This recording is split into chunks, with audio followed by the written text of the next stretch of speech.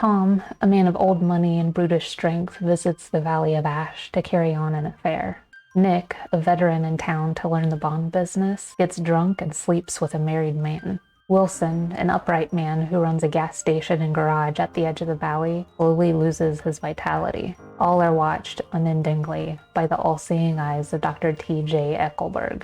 The doctor's unblinking, bespectacled eyes stare down at the Valley of Ash and the people who pass through. F. Scott Fitzgerald is well known for writing the richly layered novel that has forever defined our understanding of the Jazz Age, The Great Gatsby. Anyone who reads The Great Gatsby can tell you that this story is about so much more than what it looks like on the surface. It's about greed, sin, suffering, and our detachment from God, yet it never directly tells you what it's about. Fitzgerald leaves it to the reader to parse out the underlying truth of his story, gently guiding his audience along through the use of metaphor. Welcome to CC Writes. My name is CC Lepke, and today we're sculpting with words. That's a figure of speech.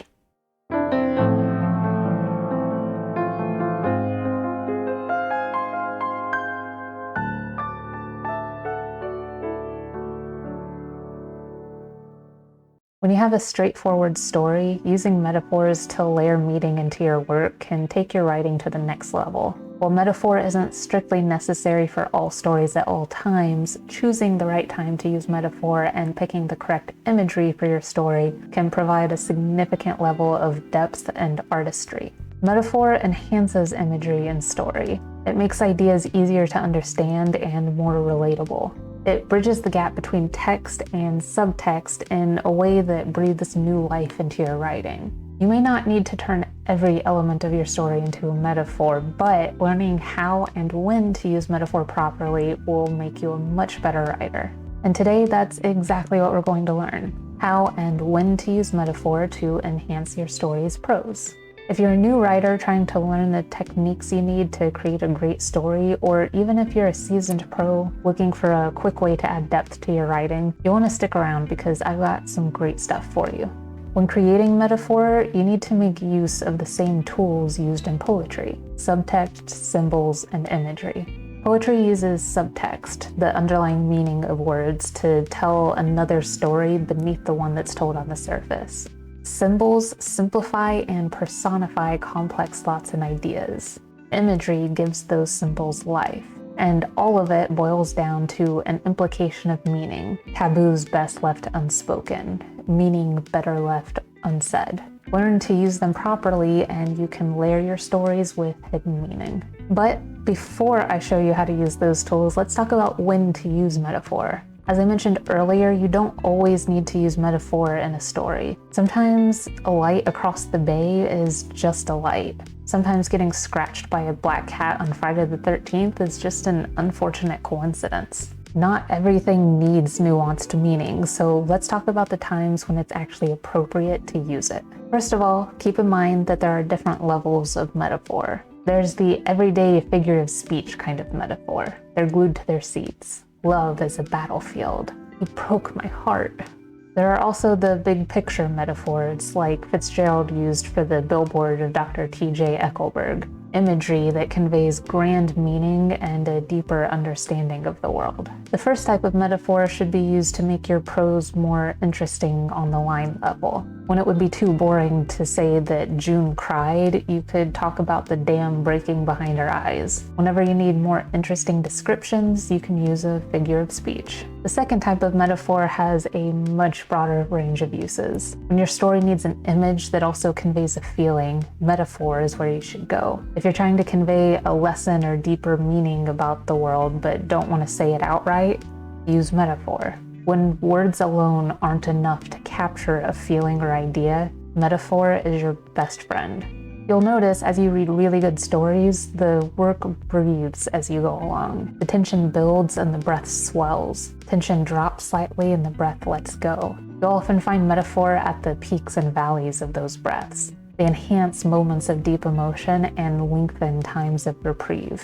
In its simplest form, metaphor can be used to guide the flow of how a story is read and act as a focal point for the less active moments. Don't use metaphors when you need to say something simple and easy to understand. Don't use metaphors just to sound pretty. Don't use metaphors if you don't understand what you're trying to say about the world. As with all other aspects of writing, intent is everything. Use metaphors intentionally, never as an afterthought, never on a whim. Metaphors are powerful tools, and they can powerfully destroy your work if you're not careful. Now then, let's get into how to actually write metaphors. We'll start with subtext. I think of subtext as the thing that your characters are very specifically not saying. Fitzgerald places societal taboo in the subtext. Homosexual relationships, extramarital affairs, alcoholism, all the things that weren't meant to be spoken of out loud in the 20s, and all the things that remained heavy themes throughout The Great Gatsby. To use subtext as a tool for metaphor, you should focus on describing people's actions and appearance without stating exactly what's going on. For instance, let's say you wanted to write a scene and imply that someone woke up in a drug den. You would describe the yellowed eyes and the sores that spot their sallow skin around their mouths, a hunger that had little to do with their skeletal bodies and empty eyes, the swollen red dots that marched up the inside of their elbows, the blue flowers that bloom across the back of a dirty spoon left sitting on the coffee table. Describe everything except what it actually is and what is actually happening. The less you need to say about it to convey the idea, the better. In the infamous scene from The Great Gatsby where Nick's sexuality is called into question in his interaction with Mr. McKee, it says, "Keep your hands off the lever," snapped the elevator boy. "I beg your pardon," said Mr. McKee with dignity. "I didn't know I was touching it." What follows is a stream of consciousness series of events denoted by ellipses that demark the passage of time.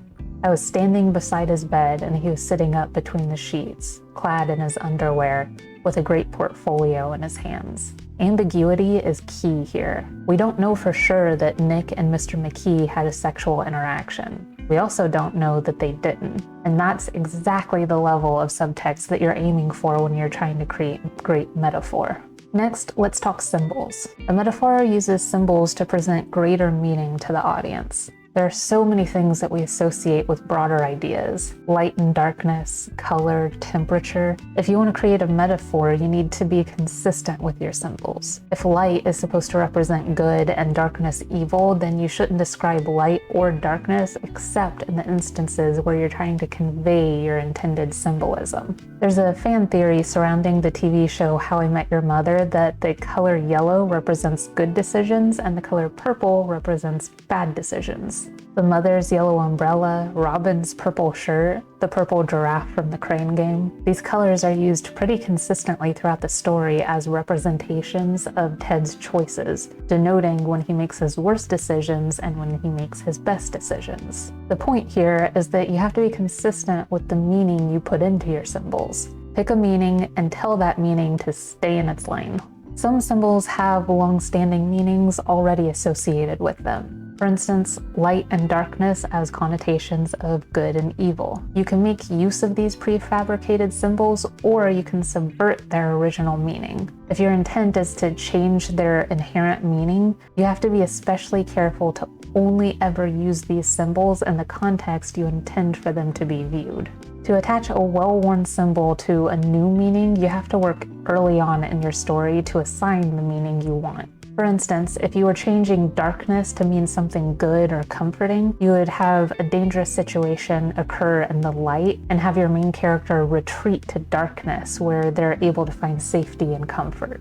Then you have to repeat that idea where everything good that occurs in the story happens in darkness while everything bad happens in light. To give meaning to a new symbol, you'd work the same way to directly attach your symbol to the emotion or idea it should be associated with, then remain consistent throughout the rest of the story whenever that symbol comes up again. Finally, we have imagery. Imagery is the best way to convey underlying emotions. To use it properly, you have to make good use of your symbols and prose, specifically line work. On the line level, your word choice and the meaning associated with those words can have a deep impact on the meaning of your imagery. Symbols also impact the meaning of your imagery. You have to understand the symbols that are a part of the imagery that you use. If you choose an image that contains symbols that are opposed to the feeling that you're trying to evoke, then it's just going to undermine your metaphor. Let's say someone is standing in the hallway. You could use line level metaphor to create an image of a tree. She was rooted to the linoleum, impassive even as the world shifted and changed around her. You could use the image of a rock in a stream. The stream of bodies flowed around her, moving her here and there as it constantly chipped away at her resolve. The first version gives the impression of someone who is steadfast and firm in their intent. The second version shows the girl as flighty and unsure. Before you pick an image, decide what needs to be conveyed about the actions you're describing. Then pick an image that best suits that feeling. Remember not to layer on multiple metaphors into one image of a person or object. Pick an idea and stick with it.